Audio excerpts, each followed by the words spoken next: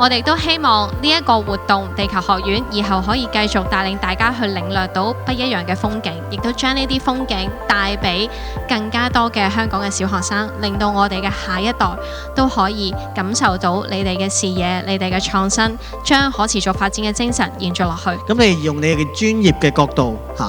去重新思考咩可持續嘅發展嘅教育啦咁你哋唔單止係走訪咗唔同嘅社區或者低碳嘅項目去認識可持續發展就唔係一個好抽象嘅概念係真係可以喺真實生活裏面可以觀察到啦、理解到啦，同埋真係可以傳遞俾身邊嘅所有人啦，包括佢嘅下一代。